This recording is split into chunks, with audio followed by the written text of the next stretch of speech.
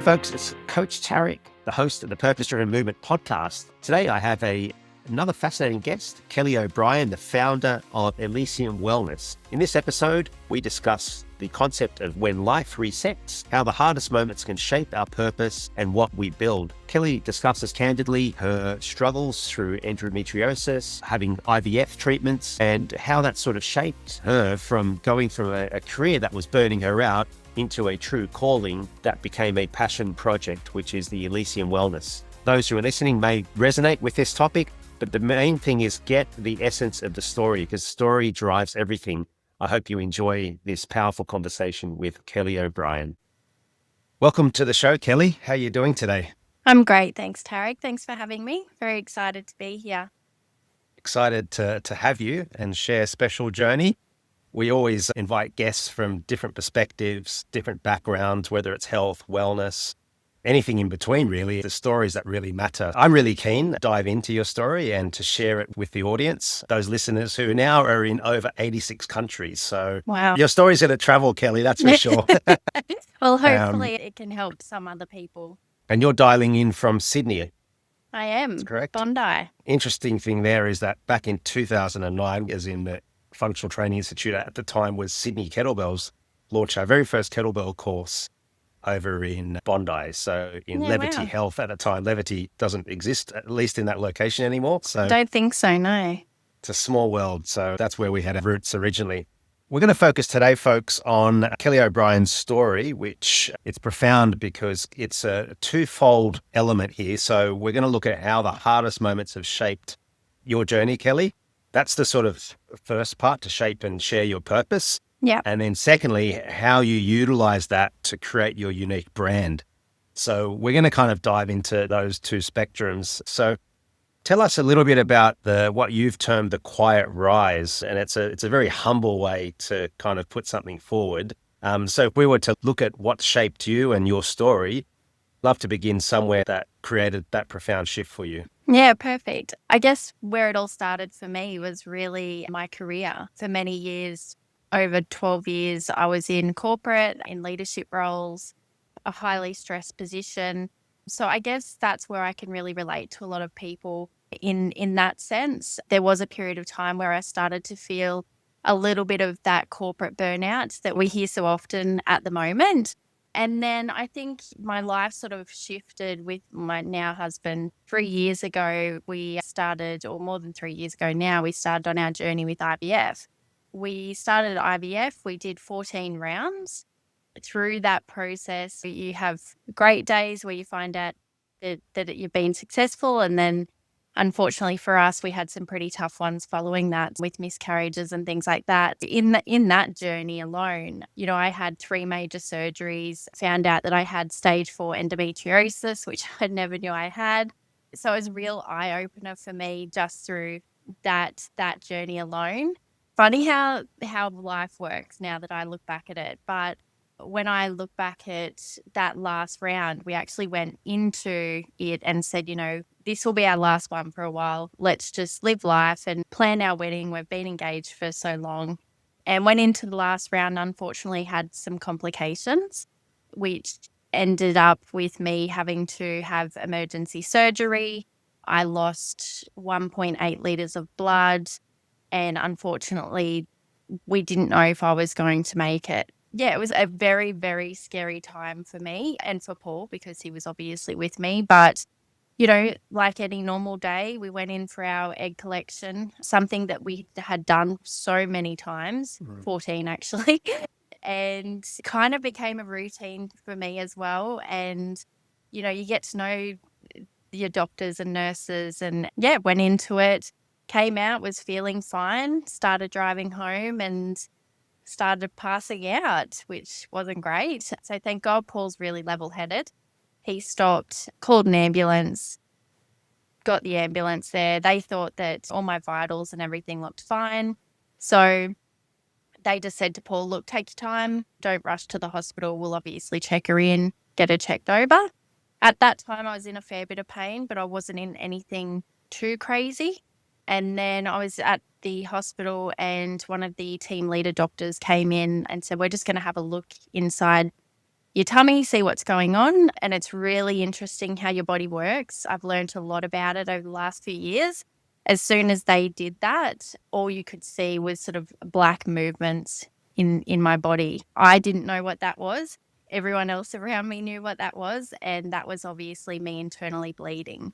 So everything kind of went into panic stations. At that time, my body just shut down and I wasn't in a good place. I'd lost a lot of blood by that stage. They were giving me transfusions as we were rushing into surgery.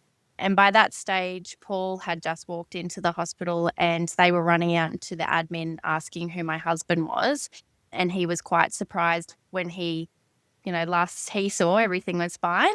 At that stage, as I said, they didn't know if I was going to pull through. So he was in a bit of shock and had to basically sign my life away because didn't know what was going to happen. The last thing I do remember in that is feeling like I was suffocating just before I got put under. And the doctor actually said, hurry up, we need to get her under. She's drowning in her own blood. So it was a very scary time. And then I Sounds like woke it. up and I was in ICU for 6 days.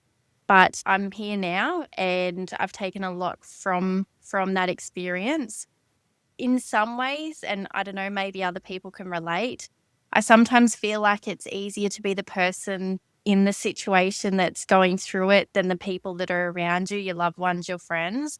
Just thinking back on that entire situation, especially for Paul, he had to step out and call my parents that live in Queensland to let them know what was happening. It was a very traumatic time for not just me, but for everyone around me. Then once I sort of got through that, I really learned a lot about my body in that time. I really had to sit and reflect and really sit in what had happened. I think it's really interesting that your body, I'm someone obviously in my career and my leadership roles that I've always been in control of most things. So to actually lay there and not to have control of what is going to happen to you when you lose that much blood, I literally just remember sitting there, not even being able to lift a finger because I had nothing in me basically. And then when I came out of it and the support and love that I had from family and friends and Paul was amazing.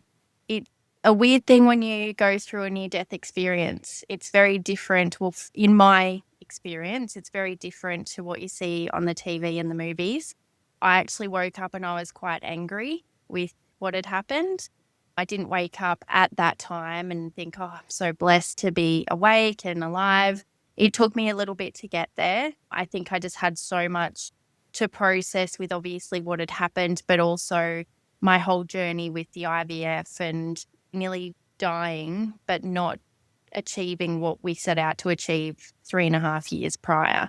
So there's a lot of emotions going through that. So I sort of took a step back and thought I really need to look at what I want to do, change things. How am I going to get past this? How am I going to work through it? Probably get past it is the wrong word to say because I think I've done a lot of work with professionals and I think it's important to actually remember what happened and be able to sit in it. It's something that's part of my story and that's why I think it's important to have these conversations and be able to share things that other people, it might not be as extreme as that, but it could be something like they're struggling at work or with a partner or home or kids or anything like that. We all go through life struggles. So that's where I really sort of sat back and thought, what am I going to do? I'm in a high pressure job as well. Is that fulfilling me anymore? It used to, but I sort of came to opinion and decision that maybe I needed to make some changes. And that's where Elysium Wellness was born. Yeah, it's an amazing story, Kelly, and especially since one that's life-threatening. And I want to go back to what you shared earlier Mhm. as you described the situation and what was occurring for you would have been just full on. But when you had that moment to sort of reflect, you were able to sit in that space as you put it.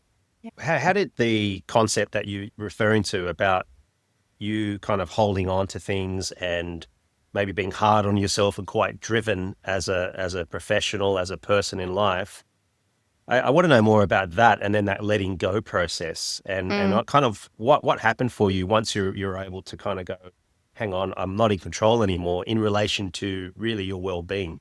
yeah, that's a great point because no matter what you go through in life, we're all going through something. And it's just everyone's going through something different. And for me, I had to really work through letting go of the possibility, and not just myself, but with Paul, the possibility of maybe not being a mother in the traditional sense. That was quite hard for a very long time because it was something that we wanted for so long. But I think once I worked through that and actually sat with it and thought, I've got beautiful nieces and nephews that I'm just so grateful to have. We've got a beautiful life. I think I kind of shifted and was like, my purpose may be elsewhere. And that's where helping others might be what I'm meant to be doing, whether that's through my business with Elysium or having these discussions with yourself, Tarek, and other people. I think I just really had to shift my mindset and to not be angry. And I think, especially with IVF, and a lot of women can probably relate if they're doing or have done IVF, is you carry a lot of guilt. You carry a lot of guilt that you couldn't do this for yourself, for your partner, for your family, for your friends. Like it's never ending. And I feel that with myself, I really had to go, it's not my fault. It's just, I'm a big believer that everything happens for a reason. At the time, I didn't know what the reason was. As I said, I woke up, I was really angry. But now I can kind of see where my life is going and what we're creating and all of these amazing things that are happening around us. I can kind of see, okay, maybe these things were meant to happen. For me personally as well, I am quite a driven person. I do work hard. I've been quite a high achiever. And I feel that it had to be something quite dramatic like that for me to stop putting my body through what I was putting it through. Because I was just, Paul would often say to me, and he continues to say, like, if we can't have children, that's fine. You're enough for me. And I feel it had to be for me something that was so traumatic that my family, my partner, and my friends would step in and say, we can't lose you. You're more important to us than anything. I think it was a lot of things that I had to work through. And I think for other people out there that are going through whatever they're going through, you really just need to sit in it and work out what's important to you and what fulfills you as well. And there may be some hard conversations that you have with yourself, but that's okay.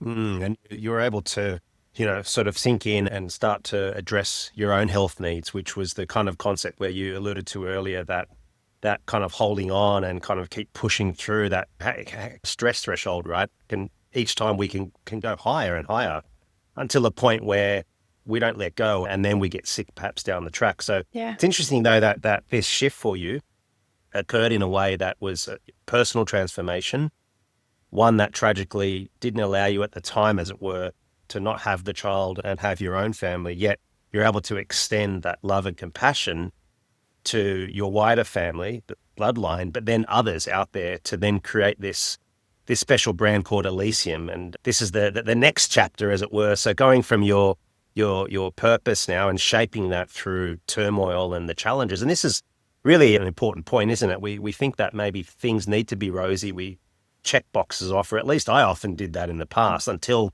bang, something happens and it just stops you in your tracks. And in your instance, this allowed you the space then to go, well, what's next for me?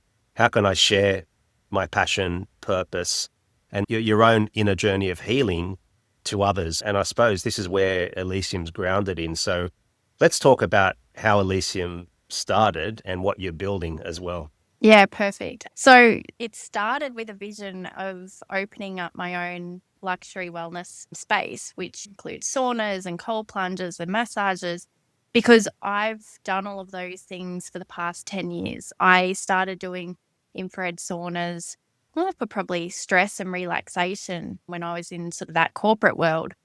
And I just really fell in love with it. And I've always wanted to do something in that wellness space. But what I've actually learned over probably the last 12 months or so is your vision for your business can pivot and change so quickly, and opportunities can come up that you didn't even expect or think of. So my business has actually grown and evolved into something that I didn't probably think or expect, as well as building a space which will be opening next year, is more going and looking into that wellness tech space, which I think is a really exciting opportunity. Something that I've actually done is connected with some great brands that actually, for Australia, we don't really have a lot to do with those brands or those products. And I've actually really excited, got a partnership now with Lumaflex. So that's a red light therapy device company. Elysium is fortunate enough to partner with them and to bring that to Australia, New Zealand, and now Pacific Islands as well. So we've announced the partnership, that was last week, and the full launch is this weekend. We're going to the City to Serve event, which will be amazing. So yeah, in the last 6 months, it pivoted and changed so much. And in the next 6 months, I can see that it's going to change and pivot even more, which is so exciting. What's that down to? It sounds like you're quite agile and you've been able to cultivate this sort of agile mindset around your business where perhaps sometimes it's really depending on one's mindset. If we're really driven and go, no, this is how it is, and yet things may not be working. What were some of the things for you that kind of occurred to change or pivot, as you put it, sort of from one direction to another?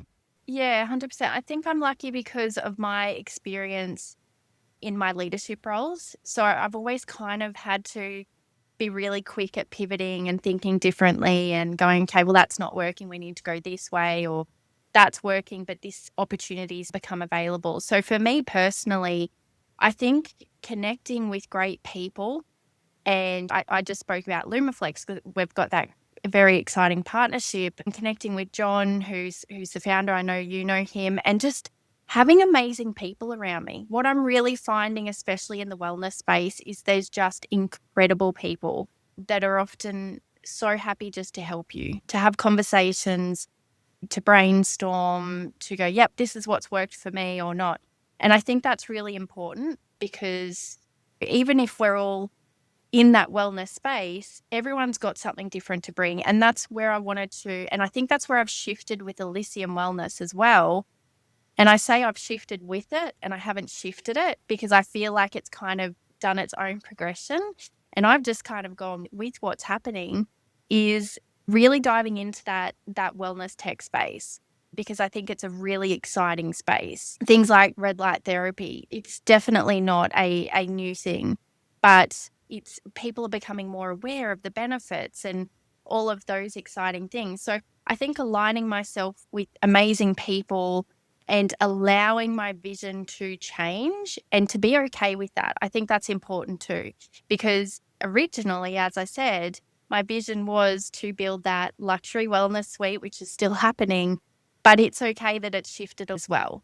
I didn't think that I would be doing events like the City to Surf or biohacking summits and things like that, but we are, and it's super exciting. Thanks for sharing that, Kelly, and writing some interesting points here from what you're saying. So how do you decide on what sort of technology in the wellness space sort of fits into your vision and what Elysium's about? Because I think sometimes I'll refer to my own experiences, and I've coached others as well, is that, perhaps jumping into ideas and then just sort of adding and adding and adding when, if we don't stop and go, well, hang on, does that actually fit into the mission? Does it fit into the products, the diversification? Is there synergy? Is it synchronous, in that kind of context? So just curious to sort of hear how you maybe vet and qualify certain products and technologies. Yeah, so I think I'm very big on being open, honest, transparent, and I'm not a doctor. I'm not a physician. I'm a normal, everyday person that's been through some traumatic things that has really turned a corner and built something. So when I'm looking at what I'm going to put or partner or have within the Elysium brand, it's got to be something that I would use myself. I think that's really important. I was actually having a conversation at the gym this morning with someone that's got a sore knee, and she said, "How did you come across this?" I said, "To be honest, red light therapy helped me recover from a traumatic event that I had. I can actually personally recommend it." That's sort of where I sit with that. I wouldn't put something or align myself with something if, one, I've never used it, or two, I don't believe in it. I think I have to really believe in it, have it as part of the Elysium experience. So direct experience, which is very authentic. 15 years ago, I had a client that I was training, a guy named John, great chap, time in Sydney. And he wanted a protein. So I was involved in selling different products at the time. And this particular product, this protein, I wasn't using myself. So I asked him one day, so I said, "John, so how is this protein going?" He goes, "Oh, yeah, it's a bit sweet." And I thought to myself, I want to try it and see how it is. And I thought, "Oh, this is terrible. It's filled with sugar. And so that was the turning point for me. I said, never again am I going to recommend a product or service if I haven't been using it or done it. So yeah, I really think for those who have a business, whether it's products, services, that you speak from some authenticity. It might not be a case where you're 100% always doing the service that you're necessarily providing, because it could be outsourced, but Yeah. it needs to be aligned to at least that level of you can trust it, you can vet it, and therefore, it becomes more powerful in how you sell it, because you don't want to sell something that doesn't resonate with you, let alone to customers. So I think that's really important, Kelly, because in the end, what you're creating with Elysium, by the sounds of it, is a diversified offering online initially where people can access Lumaflex, Mhm. or what might be some of the other sort of technologies and wellness products that you either have or you're looking into at the moment. Yeah, one of the other exciting ones is Pulsetto. So that's a vagus nerve stimulator. So that Right. helps with stress relief, sleep, things like that. So again, coming from that corporate world where stress was just a normal part of my life, and sometimes often I'd be still awake at 3 a.m. That's a technology that I think, as I said, especially in Australia, it's not widely known yet.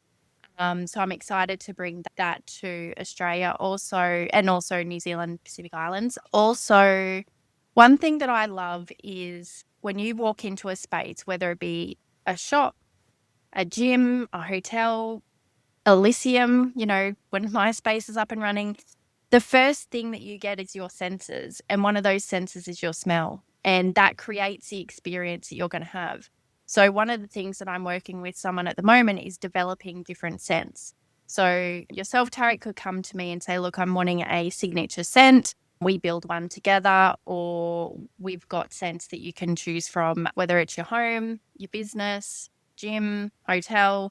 So that's something I believe in too, because again, it's about that experience. I often walk into places, and if it doesn't smell amazing, or if you walk into somewhere that has an amazing smell, you go, "Wow, that was really nice." Because I think it's different too. It's one thing that you remember as well, and you want to be memorable to people. That's a great comment. Yeah, I think it's powerful, because think about, let's focus on a gym environment, right? You can have those hot, sweaty, old-fashioned ones, but we say more of a boutique, one. And, we think, okay, we see, right, of course. So those of us who have the privilege to be able to see, we see the environment, we see the trainer and people train, right? And then we touch the equipment or whatever it is, right? So there's already two senses there. And then we hear the auditory thing. It could be the music. But it's interesting, though, this fourth element, which is the smell. Obviously, the taste, that could be where you're not going to really taste things. But that's interesting that there's now a fourth sense Yeah. in the whole experience of someone moving and training. And I think that's pretty remarkable. Well, you think about it as well. If you go to somewhere, and this is what the concept really came from Elysium and what I wanted in my space. And I often go to a place where I go to and get massages, and I've been going there for 8 years. And because I absolutely love my masseuse, has now become a good friend. But the one thing that I learned quickly was that smell sensation, really understanding that when you go into getting a massage, one of the things that often places do will say, what scent do you want? Pick out of 3.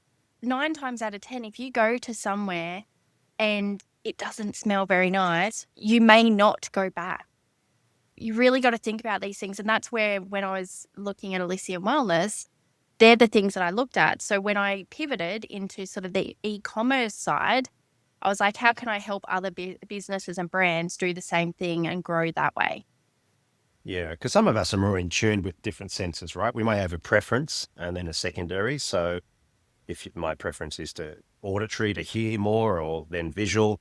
But for some, it sounds like yourself, like the smell is a strong. We activate all of them most of the time, but there's always a preference. So you're right. I was critiqued one time with one of my first gyms, and it wasn't good. It was sweaty. It smelled, and we had equal female male members, and we Yeah. didn't really appreciate that at the time until we had a meeting, and I said to the guys, "This is terrible. We need to up the ante," and we decided to do things at a higher level, even like the little small touch points, and the smell became an important facet. But what you're talking about here is even next level, where you're experimenting with different smells that might incite rather than fully relax. Because if you want someone training, for example, you don't want them Exactly. to be dozing off almost, right? Yeah. So that's a very interesting area, I think, that people can start exploring. Well, I think too, in life now, we expect everything now and we have high Mm. expectations. So, I was waiting for an Uber the other day and it said 3 minutes. And even I'm a very calm, patient person, but even myself was like, oh, 3 minutes. You just expect everything right now. And you also expect everything to be at a high level. So you really got to grow to meet people's expectations. And especially as, a lot of people are paying good money for these services. So they're going to expect more. Exactly right. Yeah, and that's the difference. That's going to make a 5-star kind of, overall high level experience for the person time again, which is going to no doubt shape how your physical Elysium comes about. All right, Kelly. So to kind of give the audience, the listeners, some insights and takeaways, what would you say are maybe some advice perhaps for those who are experiencing traumatic events that either they're experiencing now or have experienced, and how they can sort of foster their own quiet rise and follow their bliss, for example? Yeah.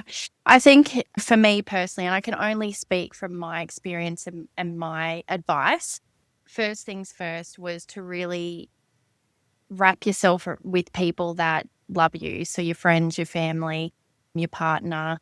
Take a step back, as I said earlier on, and really, I think it is important to sit in what's happened, as hard as it is. But I did do a lot of work. I had to, as part of my recovery, because I had a near-death experience and PTSD. One thing that I was taught was you really need to sit with it, because when you look at triggers, everyone has different triggers. And for me, when I came out of what happened, I actually thought to myself, I'm fine. It took me a couple of weeks. I was a bit of a shell of myself, and I was trying to get back physically, I think more so. But once I got back to that point, I thought to myself, I'm okay. And one of the people I was working with actually said, there will be a point that something will happen and it's going to trigger you. And you need to understand, or you need to know how to work through that. And I thought, oh, okay. And literally, probably a few weeks after that comment, we actually had the incident at the Bondi Westfield with the stabbing. And I actually am at Westfield probably 2-3 times a day because we live so far close. And that certain day, I was actually there 3 times. And I just left before it happened and never had panic attacks or anything like that. But from what I experienced, all I could say was, I think that was a panic attack. So thank God I had the tools to kind of work through that until I could go and talk to this person again, just work through that. I think that's really important. But one of the things that I think helped most in my recovery and probably helping me mentally is working out what works for you. So for me, it's my saunas, my cold plunges, my massages, anything that I thought would help me, I really embrace that. I completely understand that not everyone can do those things, but even if it's something as simple as, one thing I love doing is just walking on the beach, or now running on the beach. I think as well is testing yourself. I used to be quite a good runner, and then I sort of lost my way with everything that was happening. And then I started to really test myself again. And now I love running again. So I think working out things that help you, because I think as you go through your recovery journey, as important as the physical recovery is, your mental is more important. And probably the last thing that I would say would be to be kind to yourself, because there was a time where, especially through the IVF process, I had no control of my body. I am now back to where I've always been weight-wise, but I put on about 14 kilos and I couldn't help that because of all the drugs that was going into my body. And after what had happened, not really liking myself, as in the way I looked and things, and then stress, and then trying to recover from what happened, I wasn't being kind to myself. So I think I really needed to understand that, hey, it's okay. You're going through this time, and this is part of your journey, and it's part of your story. And one day you're going to look back and it's, going to make you stronger. One thing that I remember when the incident happened, my mum said to me was, you know, those that are tested are usually the ones that can handle what's thrown at them, basically. So I really took that and was like, okay, well, if that's my test, then I've got a lot to give and I can get through anything with the people around me as well. I'm very lucky to have such an amazing support network. It's beautifully said, Kelly. Yeah. And it's interesting because you're not just chasing success and then trying to deal and look after yourself. You're actually basing your success on obviously this traumatic life-changing moment, but then you're addressing these triggers, as you put it, the things that would cause you to kind of be doubtful perhaps or reactive, and to have that sort of presence of mind and continue to improve yourself mentally, physically, psychologically, and so forth. Maybe chasing success. And once we're there, for example, Yeah. okay, then we'll deal with ourselves. It's an interesting pursuit. I think that should give people comfort. I think those who are following their bliss or pursuing their passion, that you can build success with that vision in mind and to really look after yourself. And that becomes, I believe, for you and for everyone else who pursues it in this way, like you take care of yourself every single day so that you can help take care of others. And that, to me, is the shining light of your message here. Yeah, and something that Paul used to say to me a lot was, you don't put yourself first. You don't you look after everyone else. You think about everyone else. And I still do that. But I also am a little bit more mindful of, if I don't look after myself, then I'm not going to be able to look after anyone else. So I think that's really important as we do go through these stressful things in life, or even just the smallest of stresses, whether it's money or anything. Like, everyone's got something. But I think too, like with the business side as well, it wasn't like I woke up and I was like, I'm going to build Elysium and then I did it. Like, it still took me a year and a half or so to really sort of put things in place and do it. And I think once I took that leap, I've never been happier. And I think it's scary and you don't know what tomorrow holds, but I think that's part of the excitement. And I do think that good things come to you. And even just things like the partnership with Lumaflex and having great people around me and meeting yourself and other people, I just think that everything does happen for a reason, and things will work out. You've just got to really work hard at it. Not work yourself to the bone, though. That's one thing that I will say. And because I used to, I'd work 24 hours a day and I wouldn't have, I wouldn't blink an eyelid at it. But now it's like, okay, yes, I work hard, but also I need to look after myself as well. So if that means go for a run in the morning or whatever that is, take my dog for a walk or whatever that is on that day, understanding on each day as well, because it took me a little bit to understand this. Every day is going to be different. So don't expect that what you do yesterday is going to be something you can do today. So especially as you're going through recovery, if you've had an incident or anything like that, you're going to have bad days and you've just got to be able to accept that. Yeah. And as you say, you build resilience with that sort of mentality. So Yeah. Powerful stuff, Kelly. Really appreciate you sharing the story on the Purpose Driven Movement podcast. And we wish you and Elysium all the best. And I'm looking forward to that physical facility myself. I'll come and visit it, and in your grand opening at some point very soon. Perfect. People follow you, discover Elysium. What would be the best way? Yeah, so we've got our socials. So this is Elysium Wellness. But also we've got the Lumaflex AU socials as well. So on Instagram, Facebook, and then our websites too. So jump on any of those. My contact details are all over those as well. So if you want to contact me, have any questions or anything like that, always here up for a chat. But they're probably the best avenues to go through. And of course, as always, we'll have those in the show notes too. So those links shared. And yeah, Kelly, once again, thanks for sharing your wonderful story and what Elysium is about. And we'll look forward to having you on again at some point. Thanks so much for having me. I really appreciate it. Hey, fitness enthusiast, can you please do me a huge favor and leave a review or rating, subscribe to the podcast, or share with a friend? These little acts make a huge difference in keeping this show going. Thanks so much.